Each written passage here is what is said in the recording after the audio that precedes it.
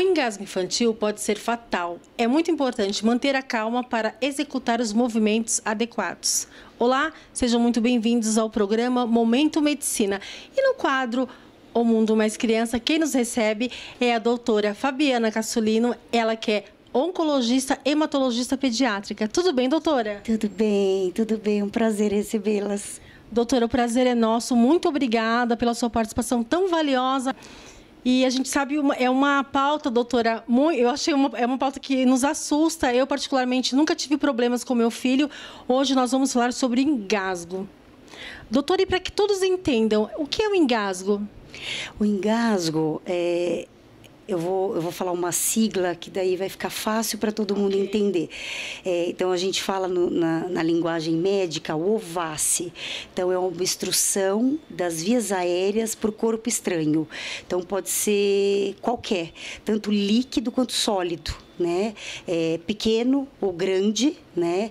E essa obstrução das vias aéreas, então, é quando esse corpo estranho, a criança vai engolir e ao invés de entrar no esôfago, passa, né, pela traqueia. E essa obstrução, ela pode ser parcial ou ela pode ser total. E é aí que vem a gravidade dessa ingestão do corpo estranho. Então, pode ser fluida, pode ser um sangue, pode ser vômito, pode ser uma tampinha de caneta, pode ser uma moeda, pode ser um pedacinho de pipoca, né? E aí a gente vai falando mais pra frente outras coisinhas aí. Doutora, então quer dizer, entra por um lugar errado, é isso? Exatamente. A criança engole e o trajetinho não é o trajeto correto. Nossa, não dá nem para imaginar o desespero de uma mãe, um pai, vendo uma criança engasgada, não, doutora? É angustiante. E para a criança também, extremamente angustiante. Perfeito. Doutora, existe um método de alimentação chamado BLW, desmame conduzido pelo próprio bebê. Consiste em dar alimentos em pedaços para a criança. Doutora, os pais devem ficar atentos? Super, na verdade é um método adotado há alguns anos, né? Um tipo de método, né? Relacionado à introdução alimentar, né? Então, antigamente, a gente iniciava, né, a papa de fruta e depois a papa de sal, por volta do 4º mês de vida, em virtude da licença maternidade, que no Brasil, ela termina, infelizmente, no 4º mês de vida. Geralmente, a Sociedade de Pediatria, ela acabava liberando a papa de fruta a partir do 4º mês de vida, né? Mas a gente sabe que a gente deveria manter um aleitamento materno exclusivo até o 6º mês. E por que a gente enfatiza isso? Exatamente pelo fato de que até o 6º mês de vida, esse bebê ele não tem a firmeza, né, na coluna cervical. Então, esse já é o primeiro ponto para que a gente discuta exatamente o engasgo. Então, já é a postura desse bebê, né? Ele precisa... antes de mais nada, ter uma postura ereta para que a gente evite o engasgo. Esse é o primeiro ponto. O segundo já é uma maturidade neurológica. Então, o que significa isso? Esse bebê, ele precisa já começar a perder o reflexo que a gente chama de protusão. Então, o que significa? Esse bebezinho deixar de colocar aquela linguinha para fora, né, que eles fazem no início, né, da iniciação da dieta. Então, quanto menos ele colocar essa linguinha para fora, a gente sabe que ele já está começando a se preparar para uma dieta. Né? Então, esse é um outro ponto. A outra coisa é que essa dieta ela tem que ser assistida, né? E com essa criancinha sentada para se alimentar. E esse método, o que ele diz? Olha, a partir do momento que essa criança está pronta para se alimentar, ela tem a liberdade, então, de pegar esses alimentos sozinha. Então, ela não precisa de talher e ela não precisa de uma dieta pastosa. Ela pode pegar esse alimento sólido. Só que a gente sabe que o engasgo, ele acontece numa faixa etária, para vocês terem uma ideia, 84% dos engasgos, tá? Numa faixa etária de 1 a 3 anos de idade. Ou seja, se a gente pega crianças numa emergência pediátrica de 1 a 3 anos, quem dirá um bebê que começa a vida com introdução alimentar com 6 meses de vida, né? Então, você até pode ter uma certa maturidade no sentido mastigatório, mas você não tem uma maturidade para que, olha, eu vou escolher um alimento, eu vou pegar um pedaço de um tamanho X. Então, é muito importante que os pais entendam que qualquer método que você escolha, existem prós e contras. E assim, essa criança, ela precisa ser muito, mas muito bem assistida, né? Então, eu não posso colocar, espalhar essa comida, né, seja lá no cadeirão ou colocar nos potinhos e deixar essa criança sozinha se alimentando. O engasgo, ele geralmente vem de uma criança que não está sendo assistida pelo cuidador, seja o pai, a mãe ou a babá, né, seja o avó, enfim, e geralmente ela não está sentada para comer. Então, a introdução alimentar, ela é muito mais além do que um método. Ela é um ritual de verdade, né? Então, já vem da terapia familiar, já vem do sentar à mesa para comer. Então, já é a importância dessa dinâmica, né? Você ter um horário para sentar, você desligar uma TV, você desligar um tablet, né? Você desligar um celular, a criança ter um entendimento de que, olha, agora é o momento de se alimentar. Então, essas crianças que vão parar na emergência engasgadas, essas crianças, geralmente, elas estavam correndo pela casa, né? Com o cuidador correndo com uma colher, né, pela casa, vem aqui, vem comer, vem mastigar, pelo amor de Deus. De uma forma super errada, não, doutora? Super, e aquela fobia, né, olha, mais uma colherada, pelo amor de Deus, né, por favor, eu te dou um presente, eu te dou qualquer coisa. Tem a chantagem, né? A chantagem, ou ela deitada, né, assistindo o desenho preferido. A criança nem sabe o que está comendo, não, doutora? Não, na verdade, né, olha, eu tô assistindo o meu desenho favorito e tem alguém enfiando alguma coisa na minha boca, né, e aí, então, ela vai chorar, ela vai gritar. E é essa incoordenação que a gente tem, esôfago e via aérea, que promove exatamente esse engasgo, né? Então, essa incoordenação da deglutição que vai promover esse corpo estranho que vai entrar na via errada. Né? Então, esse é o grande problema. Então, e pelo fato desse método proporcionar o alimento sólido, é que a incidência do engasgo acaba aumentando. Né? Porque não tem nada amassado, são pedaços, então a incidência acabou aumentando por causa disso. E a criança não tem uma coordenação ainda, não, doutora? Não, ela não tem maturidade ainda, né? Ela está iniciando um processo. Então, por isso que a presença, né, de um responsável, ela precisa ser ainda muito mais intensa, né? Porque ela está aprendendo, né? Então, desde a mastigação, esses pais precisam estar lá. Olha, a mastigação é assim, vamos lá, né? E tudo isso é ensinamento, o tempo todo, na verdade, é ensinamento. É verdade. Né? Até para o engasgo, na verdade a gente vai comentar sobre isso, mas até na hora do engasgo a gente tem que ensinar, né? Olha, né? Isso, tosse mesmo, é assim mesmo, né? A gente não tem que mexer no time que está ganhando. A criança que está tossindo, ela está respirando, então o processo está correto no engasgo. Perfeito, doutora. Doutora, se acontecer um engasgo, o que os pais devem fazer?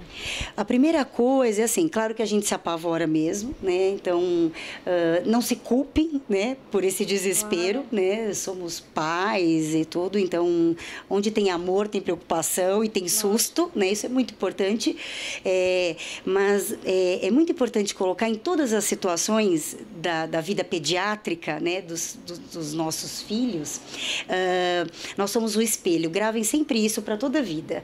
Então, seja numa queda, seja no engasgo, o filho da gente, ele vai olhar para a gente e geralmente essa resposta de calma, de desespero, vai refletir nessa criança. Então, de repente, um engasgo em que a criança está tossindo, logo ele não é uma emergência pediátrica, porque se ele tosse, isso é um reflexo já espontâneo, tá? Então, a criança não está promovendo essa tosse, isso é involuntário, é um reflexo involuntário, né? O cérebro já está querendo salvar a vida dessa criança. Então, a partir do momento que isso está acontecendo, a mãe já deve se acalmar nesse exato momento. Então, se está tossindo, essa criança não está roxa, né? Ela não está sufocada. Ok? Isso é muito importante ressaltar.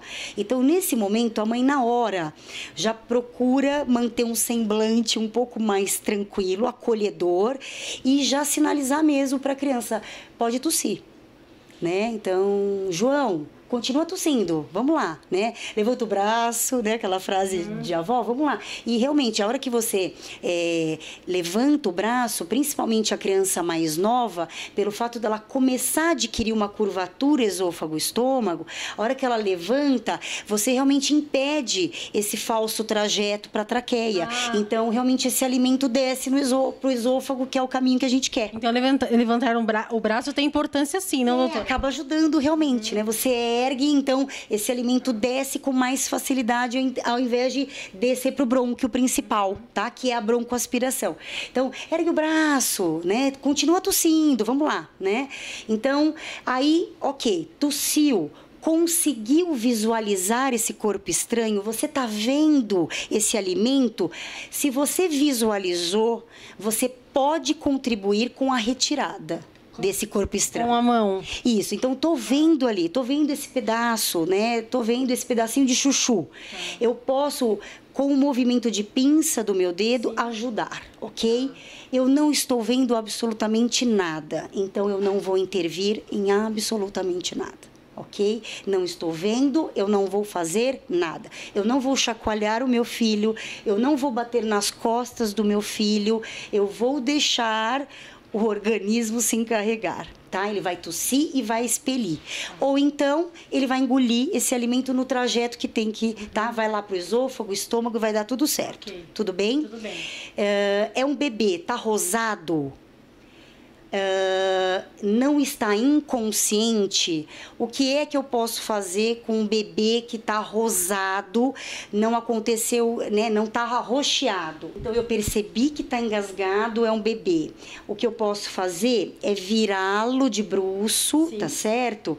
Então, eu viro, percebo que a boquinha está aberta, tá? Eu sentada, eu vou fazer o quê? Uma perna minha, eu posso deixar ela um pouco mais esticada, tá? Para que o meu bebê fique o mais caidinho possível. Né? Com a minha mão, como ele é mais bebezinho, eu vou segurar o tórax dele e garanto que a boquinha esteja aberta. Sim. Com a minha outra mão, eu vou usar a palminha da minha mão aqui atrás e vou dar 5 batidinhas aqui, ó.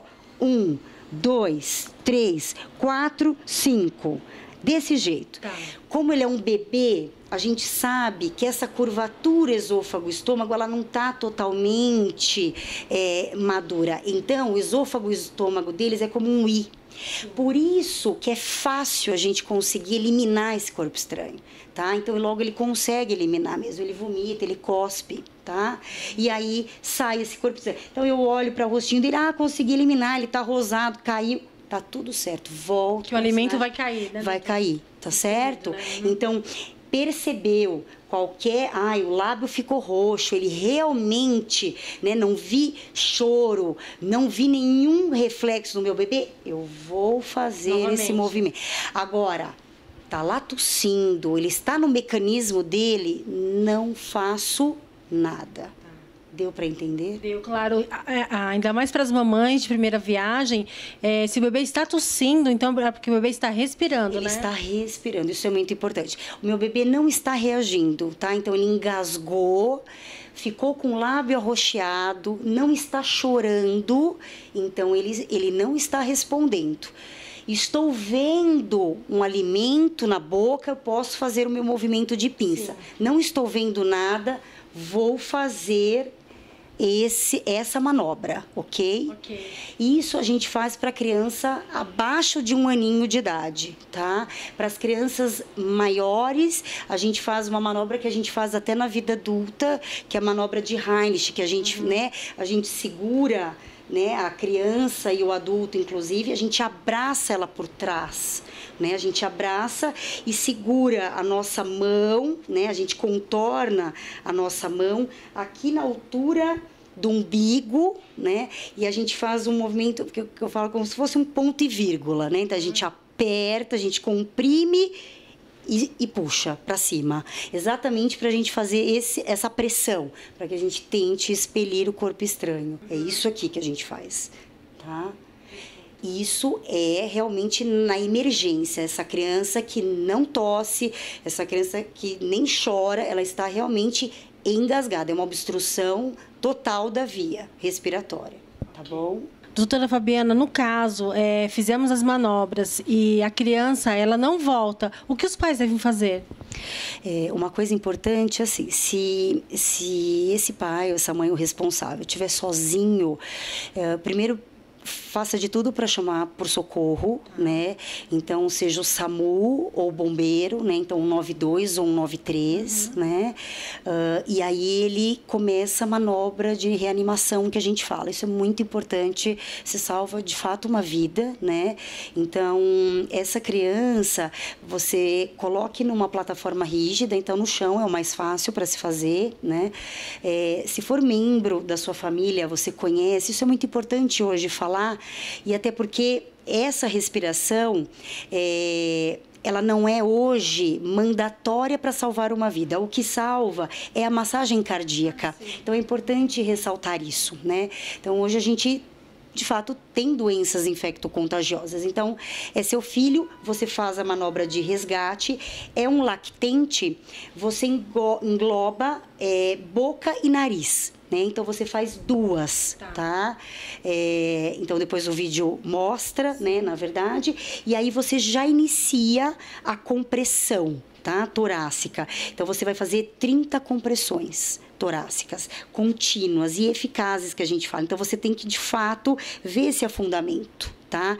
30 seguidas, sem parar, tá? Enquanto isso, você chama por socorro.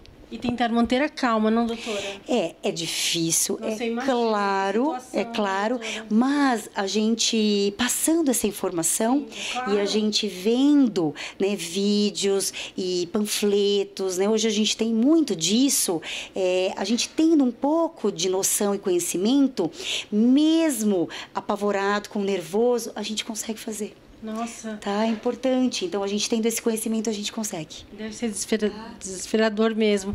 Doutora, e quando os pais devem procurar a ajuda do especialista? Na verdade, a partir do momento em que essa criança ficou arroxeada, né, e que de alguma forma você precisou fazer essa manobra, mandatoriamente ela precisa ir. Por quê? Porque corre-se o risco, claro, da broncoaspiração que a gente fala. E o sinal da broncoaspiração, o que a gente vai notar? Um desconforto respiratório ao longo das horas. Então, 6, 7 horas depois, essa criança ela pode evoluir com desconforto respiratório. Por quê? Porque daí esse alimento ele acaba passando pelo bronco, entrando no pulmão. Então, essa criança evolui com pneumonia, né, broncoaspirativa. E se você não tem uma broncopneumonia aspirativa maciça, então que você já logo ausculta essa criança de imediato e já faz esse diagnóstico, você pode ter ao longo de algumas horas. Então, é importante que depois essa criança seja reavaliada, né? Então, muitas vezes não de imediato, mas é importante que ela passe essa informação para o pediatra, né, que acompanha essa criança, para que ela seja examinada, que ela seja vista, tá? Perfeito, doutora. Doutora, você não faz ideia, estou aqui pensando, nós recebemos muitos e-mails de muitas mamães de primeira viagem, preocupadas com o início da alimentação, né? Preocupadas com o engasgo, porque a gente sabe que deve ser uma situação muito difícil. Eu te agradeço muito a sua participação valiosa aqui no nosso programa O Mundo Mais Criança. Imagina, eu que agradeço. E pediatra é fundamental na vida de uma criança. O início da dieta é importantíssimo. Essa consulta ela é muito importante. Então, eu espero que todas as mamães e papais acompanhem sempre seus filhos com pediatra e que sigam a puericultura bonitinha para que seus filhos se alimentem de forma adequada. E vamos fazer um método adequado. Isso. E vamos fazer as comidinhas deliciosas para os bebês. Super e saborosas, por favor. Muito obrigada, doutora. Obrigada a vocês. O programa Momento Medicina vai ficando por aqui. Até o nosso próximo encontro. Aqui você encontra informação com responsabilidade.